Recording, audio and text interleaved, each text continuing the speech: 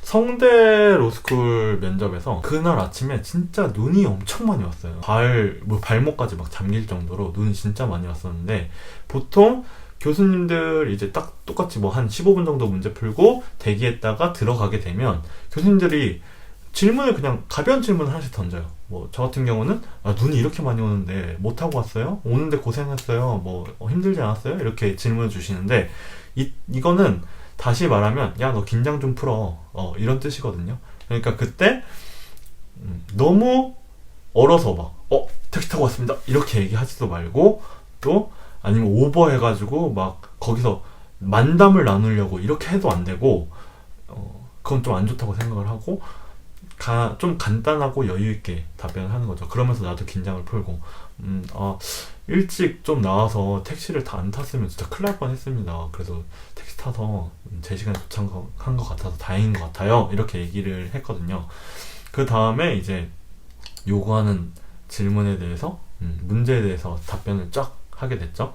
근데 여기서 일단 1차 충격이 하나 있었어요. 중간에 교수님이 답변을 딱 끊고, 야 그런 식으로 답변하지 말고 이런 측면에서 얘기를 많이 해야지 라고 하시는 거예요. 그래서 저는 그 15분 동안 준비했던 쫙 답변이 있는데, 그게 일단 막히니까 멘붕이 왔고, 근데 멘탈을 딱 잡고 그럼 다시 한번 생각해 보겠습니다 라고 해서 다시 교수님이 요구하는 측면대로 답변을 좀 이어나갔어요. 그 다음에 이제 추가 질문이 딱딱딱 이렇게, 추가 질문 한 4개 이렇게 들어왔나? 근데 추가 질문은 그 질문이 그렇게 크게 어렵지가 않다고 생각해요. 뭐 어느 학교나 그렇게 어렵지가 않아서, 뭐 중앙대랑 비슷하게 어떤 조건을 약간 극단적으로 바꿔버리거나 아니면은 이런 측면이나 저런 측면에서 한번 보라고 요구를 한다거나 이런 식으로 이루어졌고, 성균관대도 똑같이. 그래서 그런 식으로 답변을 잘 한 것 같습니다.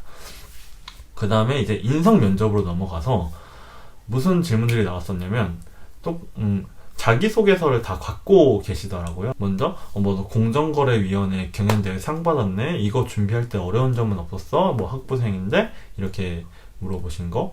또 너 방송통신 전문 뭐 변호사 이런 거 하고 싶어? 왜 하고 싶냐? 이런 거 물어보셨고, 세 번째 뭐 회사 다녔네, 뭐 회사 다니다가 힘든 건 없었어? 뭐 이렇게 물어보시고, 네 번째로는 요즘에 관심 갖고 있는 법 관련 시사 주제에 대해서 어떻게 뭐 관심 있는 거 있으면 얘기해봐 이렇게 얘기하셨고요. 이럴 때 저는 조금 정치적인 건 피해서 하는 게 좋다고 생각해요. 저는 뭐 촉법소년, 소년법 개정 뭐 이런 얘기를 했었고요. 여기서 두 번째 멘탈이 나갔었는데, 교수님이 너 방송통신 이런 쪽으로 관심 있으면 뭐 코바코의 광고 정책에 대해서 어떻게 생각해? 갑자기 이렇게 물어보시는 거예요. 응? 뭐지? 들어보지도 못했는데? 그래서 그냥 교수님 제가 그걸 잘 모르겠고요. 모르겠습니다. 제가 만약에 로스쿨에 입학하게 되면 시간 내서 한번 진짜 열심히 한번 공부해보고 싶습니다. 이렇게 답변하고 넘어갔어요. 그랬더니 교수님이 중간에 앉은 교수님이라서 대빵이셨는데, 그 교수님이 야 너 그런 거 하고 싶다면 그거 알아야지 뭐 이러면서 좀 혼을 내시더라고요. 근데 이제 옆에 계시던 교수님께서 에이 그거 너무 어렵지 어떻게 알아요 애들이 라고 이렇게 조금 실드를 쳐주셨어요. 그래서 그게 약간 두 번째 멘탈 나감이었고, 면접이 다 끝났다고 생각했는데 세 번째 멘탈이 나가는 일이 있었어요. 이게 뭐냐면, 다 끝났는데 또 중간에 계시는 교수님이 야 너는 아까 문제 잘못 풀었어. 내가 너 로스쿨에 들어오면 배우겠지만 그 조건은 이렇게 해석하면 안 되고, 뭐 저는 막 수인 한도론 뭐 이런 거는 얘기를 하면서 옛날에 배웠던 기억이 있어서 얘기를 했는데, 그런 식으로 해석하는 게 아니라 이 문헌 그대로 뭐 어떻게 해석해야 돼 라고 하시더라고요. 그럼 완전 잘못 풀었다는 거잖아. 조건을 잘못 해석했으니까. 그럼 저는 완전 망한 건가요? 저는 떨어지는 건가요? 이렇게 물어봤어요. 그 교수님이. 옆에 이제 계시던 착하신 교수님께서 에이 그건 아니고 그렇게 생각할 필요는 없고 이렇게 얘기를 해주시더라고요. 이거에 비추어 생각해 보기로는 어느 정도의 모범 답안이라고 생각하는 것들이 한 몇 가지 있겠지만, 거기 꼭 그 답안 안에 들어가지 않더라도 어느 정도 답안에 이르는 과정 자체나 논리 전개가 논리적이라면 그 정도로 이제 좋게 평가를 해주시는 것 같아요. 그래서 막 이제 스터디를 할 때도 그게 답이냐 아니냐 이런 걸 따지기보다는 할 때나 이제 추가 질문에 답변하는 그런 과정들이 논리적인가를 좀 유심히 보시면은 좋을 것 같습니다. 물론 이제 학교마다 좀 다르죠. 인성 면접에서도 자기가 모르면 모른다 뭐 이렇게 얘기를 해도 저는 좀 상관이 없다고 생각하고, 오히려 자기가 너무 안다는 걸 막 과시한다거나 그렇게 가기보다는 다 부모님 뻘이니까 겸손하고 약간 배우려는 자세로 면접을 이끌어 가시는 게 좋다고 생각해요. 한 가지 팁을 말씀드리자면, 이게 어느 정도 이제 주요 질문에 대해서는 내가 연습도 하고 외워서 가서 얘기를 하게 되잖아요. 그때 외운 티가 안 나는 방법이 있어요. 딱 질문을 주실 때 내가 이거를 바로 답변을 할 수 있더라도 한 템포 쉬고 답변하는 거예요.